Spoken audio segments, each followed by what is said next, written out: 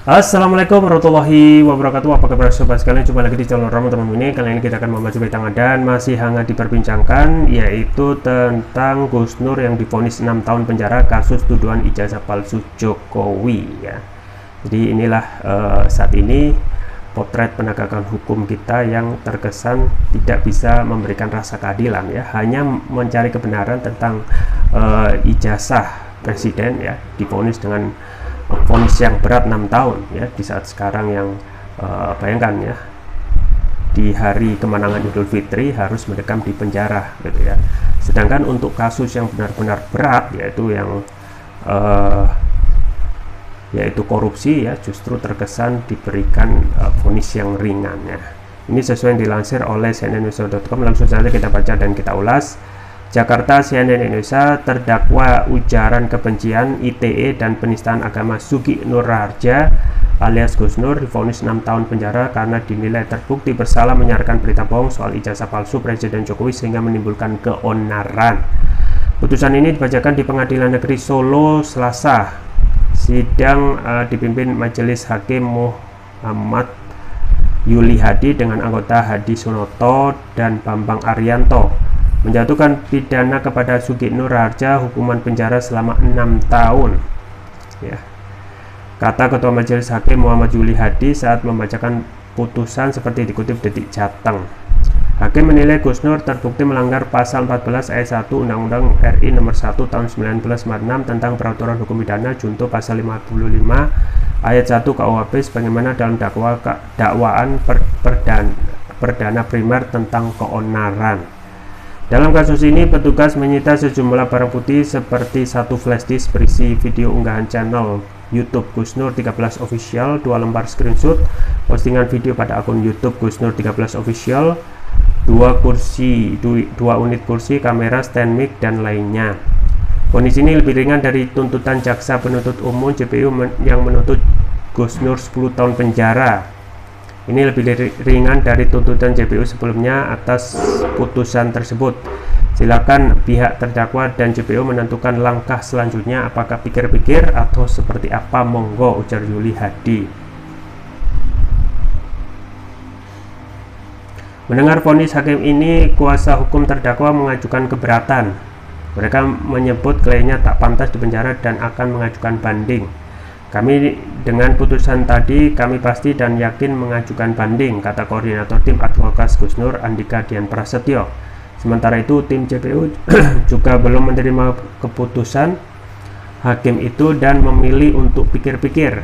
Majelis hakim memberikan waktu 7 hari kepada JPU. Atas putusan hakim, kami putuskan pikir-pikir, kata JPU kasus tersebut Aprianto Kurniawan. Gus Nur dalam kasus ini dijerat bersama Bambang Tri dalam perkara penistaan agama dan ujaran kebencian. Unsur penistaan agama itu terdapat di akun YouTube Gus Nur 13 Official berdasarkan link video YouTube Gus Nur 13 Official yang dikirimkan oleh Divisi Humas Polri. Akun tersebut memposting video dengan judul Gus Nur mubalak Bambang Tri di bawah Al-Quran.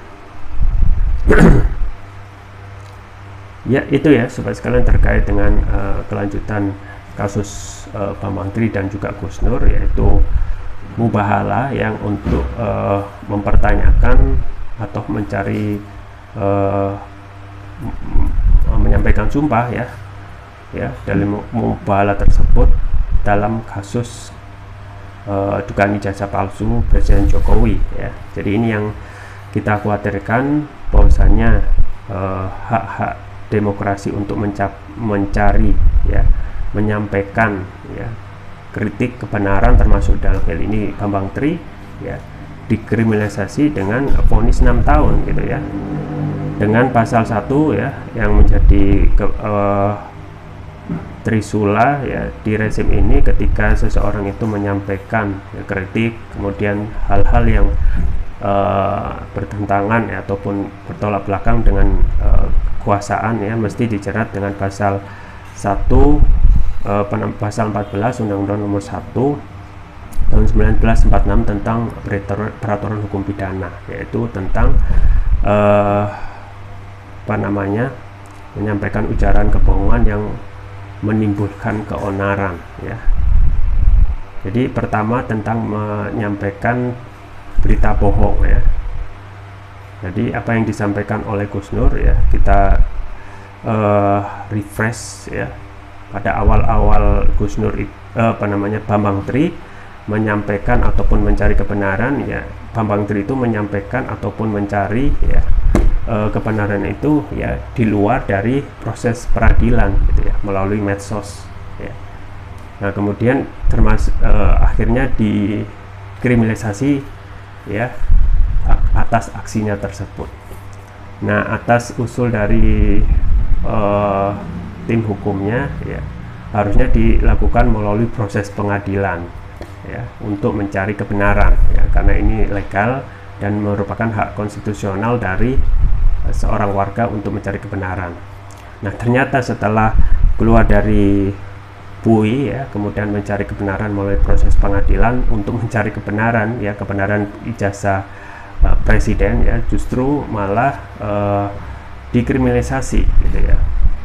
Dan keinginannya untuk mendapatkan informasi tersebut itu tidak pernah ada ya, pada saat proses pengadilan di sini di Solo ya, yang dilaporkan oleh civil society juga ya, entah ada sangkut pautnya dengan kekuasaan atau tidak, tetapi apa yang dipertanyakan itu tidak mendapatkan esensinya, yaitu tentang berita benarnya bagaimana ya, karena yang dituduhkan adalah menyebarkan berita bohong yang menimbulkan keonaran.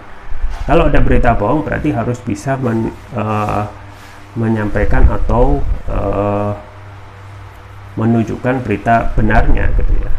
Tetapi dalam proses pengadilan hingga putusan vonis itu, jaksa penuntut umum tidak mampu untuk menghadirkan berita benar tentang kebenaran ijazah Presiden Jokowi ya. Dan apa yang dan kemudian tuduhannya berita bohong dan menimbulkan keonaran. Keonaran ini juga tentu saja hal yang bisa memberikan keonaran dalam arti yang real ya. Ada kerugian harta benda gitu ya, kerugian yang korban ya, baru bisa disebut keonaran. Tetapi kalau keonaran itu hanya dibuat-buat ya, terkesan ini seperti di set ya untuk membungkam siapa saja yang kritis ya terhadap penguasa ya. Jadi memang kalau kita merujuk kepada syarat-syarat ya presiden itu dimakzulkan ya, bisa saja dimakzulkan dengan syarat yang ada dalam Undang-Undang 1945 ya, pasal 7, salah satunya adalah melakukan perbuatan tercelah ya. Nah poinnya bisa masuk dari sini ya, tetapi kembali lagi gitu ya, dalam masa rezim ini ya, segala hal itu terkesan dibungkam ya, dibungkam dengan tuduhan atau vonis yang berat kepada mereka yang mengkritik kepada kekuasaan ya. Belum lupa ingatan kita ya, belum lama ketika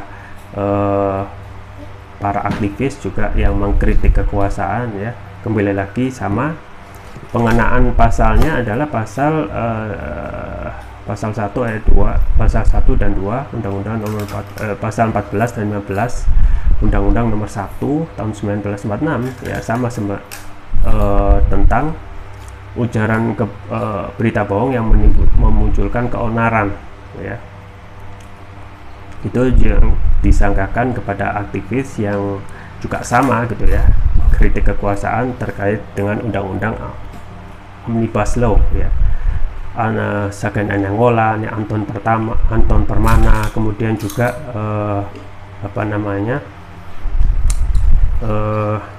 Edi Mulyadi gitu ya, dan lain sebagainya, divonis dengan pasal Trisula ini ya, Pamungkas ya, pasal 14-15 Undang-Undang nomor 1 tahun 1946.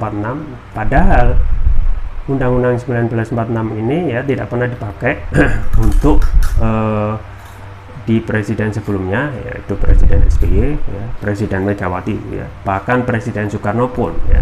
Dan pada tahun 1946 tentu saja belum ada DPR ya. Tetapi pasal ini itu disampaikan tiba-tiba ya di rezim ini saja gitu ya, untuk menyerat dan sebagai alat gebuk bagi mereka yang bertolak belakang dengan kekuasaan ya.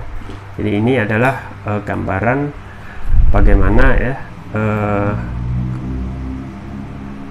dalam demokrasi adalah kebebasan berbicara itu sudah dikekang ya. Kita awal-awal pada saat rezim ini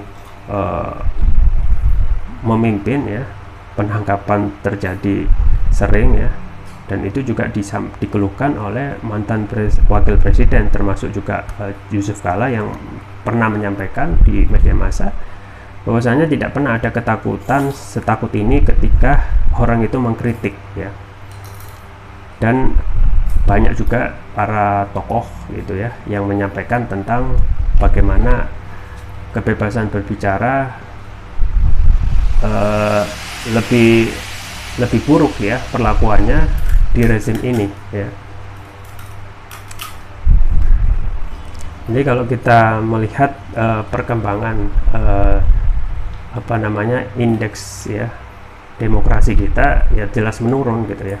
Bagaimana menyampaikan pendapat itu dilarang, padahal ya negara jawara demokrasi yaitu Amerika dalam hal kalau benar-benar konsisten ya harusnya segala hal yang terkait dengan mengkritik ya itu ya diberikan ruang ya sesuai pasal 28 ya Undang-Undang 1945, bahwasanya negara menjamin kebebasan setiap warga negara untuk berkumpul ya, kemudian untuk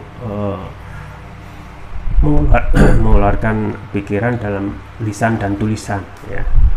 Jadi pasal 28 ini hanya terkesan dijadikan aturan yang pelaksanaannya itu nihil ya. Ya. Jadi di negara jawara demokrasi ketika orang menyampaikan pendapat ya dibiarkan gitu ya. Sampai benar-benar melakukan tindakan kriminal yang nyata, apa itu korupsi gitu ya. Membunuh ya, baru dihukumi sebagai kriminal. Tapi hanya ketika menyampaikan pendapat melalui lisan ya,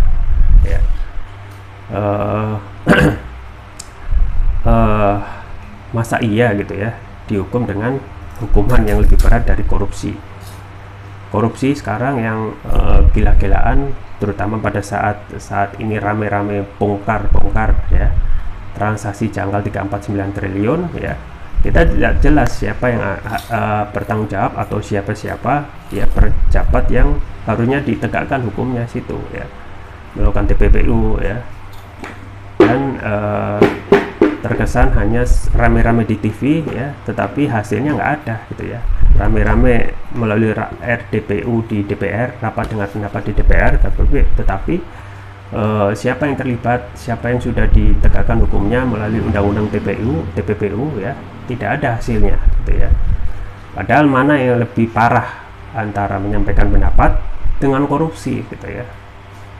Jadi korupsi ini sudah merajalela, juga apa yang disampaikan oleh Pak Mahfud MD ya, satu institusi saja ya, misalnya institusi Kementerian Perhubungan kalau nggak salah, kalau itu lepas dari kasus korupsi bisa memberikan uang 20 juta per kepala per bulan ya. Nah itu dari satu institusi saja. Bagaimana jika semua institusi itu ya bebas dari korupsi, maka Indonesia bisa sejahtera ya, bahkan nggak perlu nyari investasi dari luar, invest to my country gitu ya. Jadi ini bagaimana menempatkan status ya, hal yang harusnya bisa disikapi dengan bijak, termasuk juga penegakan hukum, kita bermasalah sekali ya. Dan tidak heran ya, bisa orang akhirnya juga akan berpikir ulang untuk menyampaikan kritik ya. Padahal ingat ya, semua hal yang terkait dengan penyelenggaraan pemerintah, termasuk gaji para pejabat publik, termasuk presiden, itu semuanya digaji oleh rakyat ya, melalui pajak yang disetor ke APBN ya. Dan ini kita sangat sayangkan dengan adanya penentuan ataupun putusan ya, vonis 6 tahun ya, di saat sekarang hari berbahagia ya, menjelang Idul Fitri. Halnya harusnya seseorang itu bisa berkumpul, malah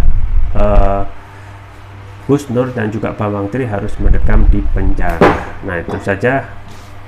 Ini juga terkait penegakan hukum kita yang belum bisa memberikan rasa keadilan, ya. Kasus kilometer 50 termasuk kasus Kanjuruhan, ya, yang rata-rata masih jauh dari kata adil, ya, dalam hal vonis, termasuk juga memberikan hak-hak dari para korban. Ya, kita tunggu saja ke depan tentang kasus Gus Nur ini, ya. Semoga dalam banding yang nanti, ya, hakim bisa lebih bersikap adil, ya, untuk tidak ada salahnya, ya, untuk menyampaikan keadilan meskipun itu berat, karena tanggung jawab yang lebih berat nanti adalah di yaumul akhir. Ya, itu saja yang bisa saya sampaikan. Semoga bermanfaat. Jangan lupa like, share, dan subscribe. Sampai jumpa lagi. Wassalamualaikum warahmatullahi wabarakatuh.